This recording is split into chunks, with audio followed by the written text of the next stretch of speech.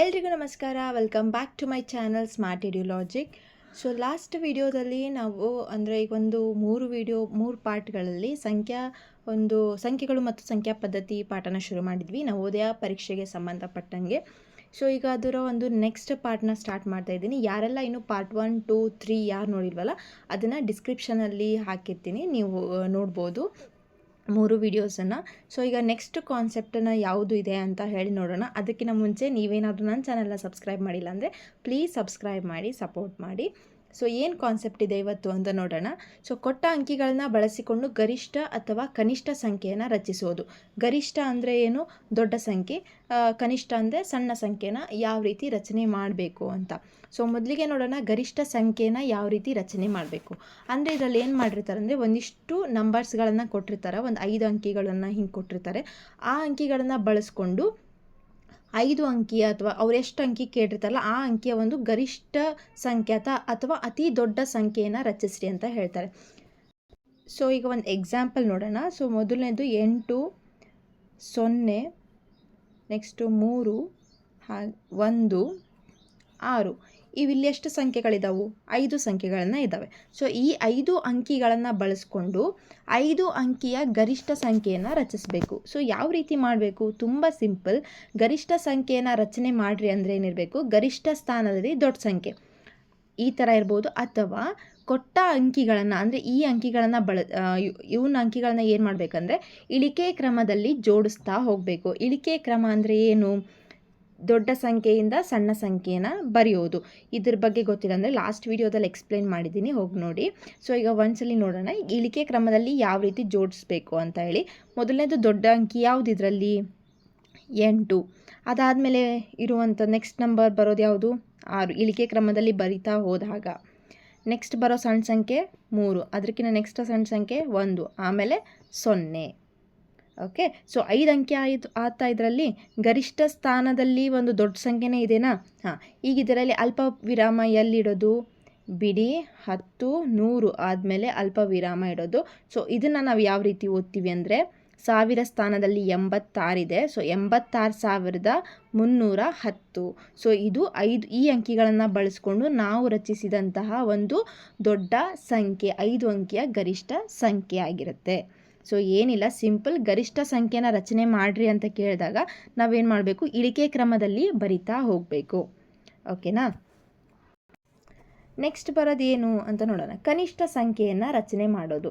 ಕನಿಷ್ಠ ಸಂಖ್ಯೆ ಅಂದರೆ ಸಣ್ಣ ಸಂಖ್ಯೆಗಳನ್ನು ರಚನೆ ಮಾಡೋದು. ಈಗ ಇದೇ ಥರ ಏನು ಮಾಡಿರ್ತಾರೆ ಅಂದರೆ ನಂಬರ್ಸ್ನ ಕೊಟ್ಟಿರ್ತಾರೆ 5 ಅಂಕಿದು. ಅದನ್ನು ನಾವು ಏನು ಮಾಡಬೇಕು? ಕನಿಷ್ಠ ಸಂಖ್ಯೆ ರಚನೆ ಅಂದ್ರೆ ಯಾವ ರೀತಿ ಅಂತ ನೋಡೋಣ. ಈಗ ಗರಿಷ್ಠ ಸಂಖ್ಯೆಯಲ್ಲಿ ನಾವು ಯಾವ ಥರ ಬರ್ಕೊಂಡ್ವಿ? ಇದರಲ್ಲಿ ಇಳಿಕೆ ಕ್ರಮದಲ್ಲಿ ಬರಿತಾ ಬಂದ್ವಿ. ಅದೇ ಥರ ಕನಿಷ್ಠ ಸಂಖ್ಯೆಯಲ್ಲಿ ನಾವೇನು ಮಾಡಬೇಕು? ಇದನ್ನು ಏರಿಕೆ ಕ್ರಮದಲ್ಲಿ ಜೋಡಿಸ್ಬೇಕು. ಓಕೆ. ಸೊ ಗರಿಷ್ಠ ಸಂಖ್ಯೆ ರಚನೆ ಅಂದಾಗ ಇಳಿಕೆ ಕ್ರಮ, ಕನಿಷ್ಠ ಸಂಖ್ಯೆಯ ರಚನೆ ಅಂದರೆ ಏರಿಕೆ ಕ್ರಮದಲ್ಲಿ ಜೋಡಿಸ್ತಾ ಬರಬೇಕು. ಈಗ ಒಂದು ಎಕ್ಸಾಂಪಲ್ ಬರ್ಕೊಳ್ಳೋಣ. 5, 6, 3, 8, 1 ಅಂತ ಇದೆ. ಓಕೆ. ಸೊ ಈಗ ಇದನ್ನು ನಾವೇನು ಮಾಡಬೇಕು? ಏರಿಕೆ ಕ್ರಮದಲ್ಲಿ ಬರಿಬೇಕು ಅಂದರೆ ಏನು ಮಾಡಬೇಕು? ಮೊದಲು ಸಣ್ಣ ಸಂಖ್ಯೆಯಿಂದ ದೊಡ್ಡ ಸಂಖ್ಯೆಗೆ ಬರ್ಕೊಳ್ಳೋದೇ ಏರಿಕೆ ಕ್ರಮ. ಓಕೆ. ಸೊ ಇದರಲ್ಲಿ ಯಾವುದು ಸಣ್ಣ ಸಂಖ್ಯೆ ಇರೋದು?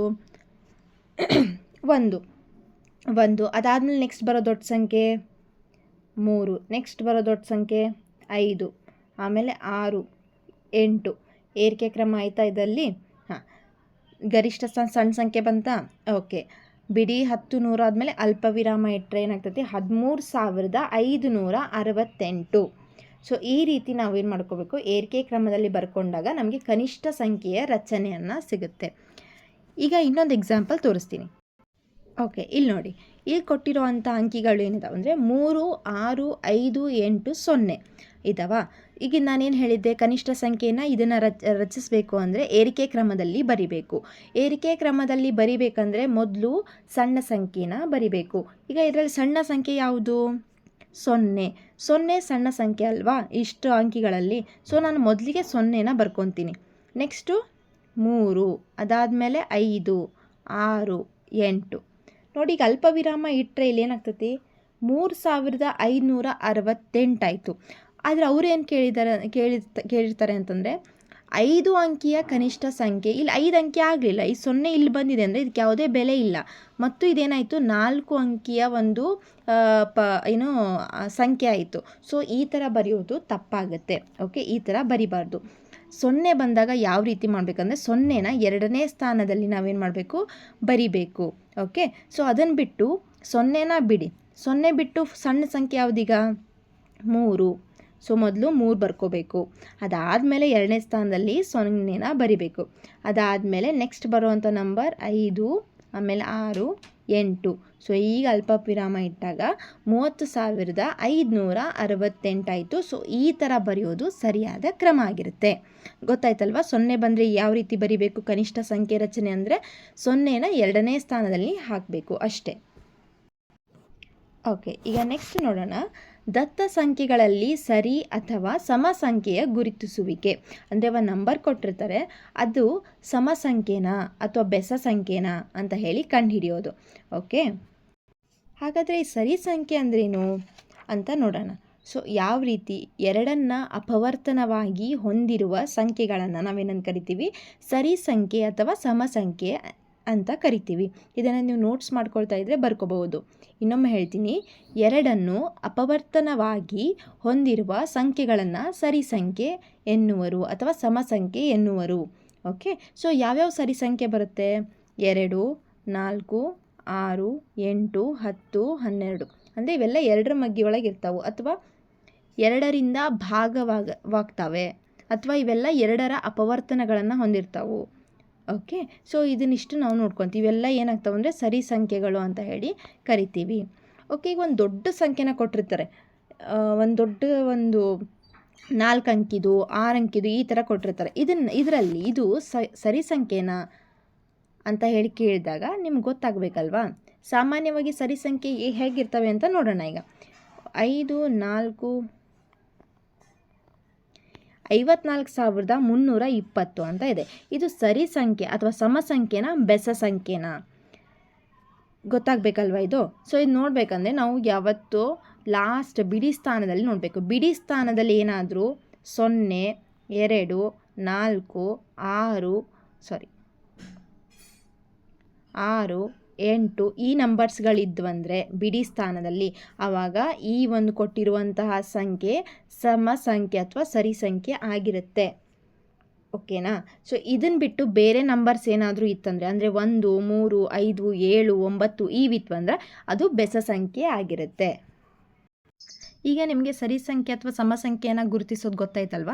ಏನಿಲ್ಲ, ಸಿಂಪಲ್. ಏನಂತಂದರೆ ಬಿಡಿ ಸ್ಥಾನದಲ್ಲಿ ನೋಡಬೇಕು. ಬಿಡಿ ಸ್ಥಾನದಲ್ಲಿ ಈ ಕೊಟ್ಟಿರುವಂಥ 2, 0, 2, 4, 6, 8 ಈ ಅಂಕಿಗಳೇನಾದರೂ ಇತ್ತಂದರೆ ಅದು ಎಷ್ಟೇ ದೊಡ್ಡ ನಂಬರ್ ಆಗಿರಲಿ ಅದೇನಾಗಿರುತ್ತೆ, ಸಮ ಸಂಖ್ಯೆ ಆಗಿರುತ್ತೆ.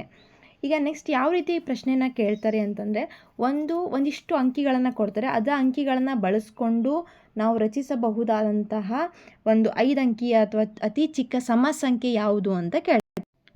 ಫಾರ್ ಎಕ್ಸಾಂಪಲ್ ಇಲ್ಲಿ ನೋಡಿ, 4, 5, 6, 7, 0 ಈ ಅಂಕಿಗಳಿಂದ ರಚಿಸಬಹುದಾದ 5 ಅಂಕಿಯ ಅತಿ ಚಿಕ್ಕ ಸಮ ಸಂಖ್ಯೆ ಯಾವುದು? ಆಪ್ಷನ್ಸ್ ಕೂಡ ಕೊಟ್ಟಿರ್ತಾರೆ. ಈಗ ಇವಿಷ್ಟು ಆಪ್ಷನ್ಸ್ಗಳಾಗಿರ್ತಾವೆ. ನೀವೀಗ ನೋಡ್ಬೇಕು, ಸಮ ಸಂಖ್ಯೆ ಅಂತಂದರೆ ಏನು? ಕೊನೆ ಒಂದು ಬಿಡಿ ಸ್ಥಾನನ ನೋಡಬೇಕು, ಅದರಲ್ಲಿ 0, 2, 4, 6, 8 ಇರಬೇಕು. ಸೊ ಇಲ್ಲಿ 0 ಇದೆ, ಇದು ಸಮ ಸಂಖ್ಯೆ, ಇಲ್ಲೂ 0 ಇದೆ ಸಮ ಸಂಖ್ಯೆ, ಇದು ಸಮ ಸಂಖ್ಯೆ. ಸೊ ಇದು ಸಮ ಸಂಖ್ಯೆ ಅಲ್ಲ. ಸೊ ಇದನ್ನ ಆಪ್ಷನ್ ನಾವು ಕನ್ಸಿಡರ್ ಮಾಡೋ ಹಾಗೆ ಇಲ್ಲ. ನೆಕ್ಸ್ಟ್ ಏನು ಕೇಳಿದಾರವರು, ಅತಿ ಚಿಕ್ಕ ಸಂಖ್ಯೆ ಇರಬೇಕಂತಿದ್ದಾರೆ, ಹೌದಲ್ವಾ? ಸೊ ಇದರಲ್ಲಿ ಏನಂದರೆ 4, ಇಲ್ಲಿ ಗರಿಷ್ಠ 4 ಇದೆ, ಇಲ್ಲೂ 4 ಇದೆ, ಇಲ್ಲಿ 7. ಸೊ ಇದು ಕೂಡ ದೊಡ್ಡ ಸಂಖ್ಯೆ ಆಗಿಬಿಡುತ್ತೆ. ಈಗ ನೆಕ್ಸ್ಟ್ ನಾವು ನೋಡಬೇಕಾಗಿರೋದೇ ಆಪ್ಷನ್ 1ನೇದ್ದು ಮತ್ತು 2ನೇ ಆಪ್ಷನ್. ಸೊ 4 ಆದಮೇಲೆ 5, 6, 7, 0 ಅಂತ ಇದೆ. ಈ ಆಪ್ಷನ್ ನೋಡಿ, 4, 0, 5, 7, 6. 2ನೇ ಸ್ಥಾನದಲ್ಲಿ 0 ಐತಿ, ಇಲ್ಲಿ 5 ಐತಿ. ಇದರಲ್ಲಿ ಯಾವ ದೊಡ್ಡ ಸಂಖ್ಯೆ? 5 ದೊಡ್ಡ ಸಂಖ್ಯೆ ಆಗುತ್ತೆ. ಸೊ ಇದು ಕನಿಷ್ಠ ಸಂಖ್ಯೆ ಆಗೋದಿಲ್ಲ. ಸೊ ನಮಗೆ 5 ಅಂಕಿಯ ಅತಿ ಚಿಕ್ಕ ಸಮ ಸಂಖ್ಯೆ ಯಾವುದಾಗಿರ್ತದೆ ಅಂದರೆ ಆಪ್ಷನ್ ಡಿ, 40,576 ಆಗಿರುತ್ತೆ. ಈ ರೀತಿ ನೀವೇನು ಮಾಡಬೇಕು, ಆನ್ಸರ್ನ ಕಂಡುಹಿಡ್ಕೋಬೇಕು. ನೆಕ್ಸ್ಟ್ ನೋಡೋಣ ಸರಿ ಸಂಖ್ಯೆ ಅಥವಾ ಸಮ ಸಂಖ್ಯೆಯ ಲಕ್ಷಣಗಳು ಯಾವ ರೀತಿ ಇರ್ತವೆ ಅಂತ. ಸರಿ ಸಂಖ್ಯೆಗಳ ಮೊತ್ತ ಒಂದನೇ ಲಕ್ಷಣ ಏನು ಅಂತ ನೋಡೋಣ. ಈಗ ಸರಿ ಸಂಖ್ಯೆಗಳ ಮೊತ್ತ ಅಥವಾ ವ್ಯತ್ಯಾಸ ಸರಿ ಸಂಖ್ಯೆಯೇ ಆಗಿರುತ್ತೆ. ಸೊ ಎರಡು ಸರಿ ಸಂಖ್ಯೆ ಇರ್ತಾವೆ ಅಂದ್ಕೊಳ್ಳಿ. ಫಾರ್ ಎಕ್ಸಾಂಪಲ್ 2 ಮತ್ತು 4 ಇವೆರಡೂ ಸರಿ ಸಂಖ್ಯೆ. ಇವನ್ನೆರಡನ್ನೂ ಕೂಡಿಸಿದಾಗ ಆನ್ಸರ್ ಎಷ್ಟು ಬರ್ತೈತೆ? 6. 6 ಕೂಡ ಸರಿ ಸಂಖ್ಯೆನೇ, ಹೌದಾ? ಈಗ ನೆಕ್ಸ್ಟ್ 8 ಮೈನಸ್ 6 ಇವೆರಡೂ ಕೂಡ ಸರಿ ಸಂಖ್ಯೆನೇ, ಹೌದಾ? ಇದರ ಉತ್ತರ ಏನಾಗುತ್ತೆ? 8ರಲ್ಲಿ 6 ಹೋದರೆ ಎಷ್ಟು? 2. ಇದು ಕೂಡ ಸರಿ ಸಂಖ್ಯೆನೇ. ಸೊ ನಾವು ಸರಿ ಸಂಖ್ಯೆಗಳನ್ನು ಅಥವಾ ಸಮ ಸಂಖ್ಯೆಗಳನ್ನು ಕೂಡಿಸ್ಲಿ ಅಥವಾ ಕಳೀಲಿ, ಅದ್ರ ಉತ್ತರ ಏನಾಗಿರುತ್ತೆ? ಸರಿ ಸಂಖ್ಯೆನೇ ಆಗಿರುತ್ತೆ. ನೆಕ್ಸ್ಟು ಸರಿ ಸಂಖ್ಯೆಗಳ ಗುಣಲಬ್ಧ ಸರಿ ಸಂಖ್ಯೆಯೇ ಆಗಿರುತ್ತೆ. ಈಗ ಎಕ್ಸಾಂಪಲ್ 6 ಮತ್ತು 4 ತಗೊಳ್ಳೋಣ. ಇದರ ಆನ್ಸರ್ ಏನು? 6 ಎಷ್ಟು? 24. ಸೊ ಇದು ಕೂಡ ಸರಿ ಸಂಖ್ಯೆನೇ. ಯಾವ ರೀತಿ ಕಂಡುಹಿಡಿಬೇಕು? ಬಿಡಿ ಸ್ಥಾನದಲ್ಲಿ ನೋಡಿರಿ, 2, 4, 6, 8, 0 ಇದ್ದರೆ ಅದು ಸರಿ ಸಂಖ್ಯೆ. ಸೊ 24 ಸರಿ ಸಂಖ್ಯೆನೇ ಆಗಿರುತ್ತೆ. ಬೆಸ ಸಂಖ್ಯೆಗಳು ಅಥವಾ ವಿಷಮ ಸಂಖ್ಯೆಗಳ ನೆಕ್ಸ್ಟ್ ನೋಡೋಣ. ಅದರ ಲಕ್ಷಣ ಏನು ಅಂತ ಹೇಳಿ ನೋಡಿದಾಗ ಇವು ಏನಂದರೆ ಎರಡನ್ನು ಅಪವರ್ತನವಾಗಿ ಹೊಂದಿಲ್ಲದ ಸಂಖ್ಯೆಗಳನ್ನು ಬೆಸ ಸಂಖ್ಯೆ ಅಂತ ಹೇಳಿ ಕರಿತೀವಿ. ನೋಟ್ಸ್ ಮಾಡ್ಕೊಳ್ತಿದ್ರೆ ಇದನ್ನ ನೋಟ್ ಮಾಡ್ಕೊಳ್ಬೋದು. ಸಮ ಸಂಖ್ಯೆಗಳಂದರೆ ಎರಡನ್ನು ಅಪವರ್ತನವಾಗಿ ಹೊಂದಿರ್ತಾವೆ. ಬೆಸ ಸಂಖ್ಯೆಗಳಂದರೆ ಇದನ್ನ ಹೊಂದಿರೋದಿಲ್ಲ, ಅಂದರೆ ಎರಡರ ಮಧ್ಯೆಯೊಳಗೆ ಇದು ಬರೋದಿಲ್ಲ. ಎಕ್ಸಾಂಪಲ್ ಏನಾಗಿರುತ್ತೆ? 1, 3, 5, 7, 9 ಈ ಥರ 11, 13 ಇವೆಲ್ಲ ಏನಾಗ್ತಾವೆ ಅಂದರೆ ಬೆಸ ಸಂಖ್ಯೆಗಳು ಆಗ್ತಾವು. ನೆಕ್ಸ್ಟ್ ನೋಡೋಣ. ಈಗ ಯಾವ ರೀತಿ ದೊಡ್ಡ ಸಂಖ್ಯೆ ಏನಾದರೂ ಇತ್ತಂದರೆ, ಈಗ ಎಕ್ಸಾಂಪಲ್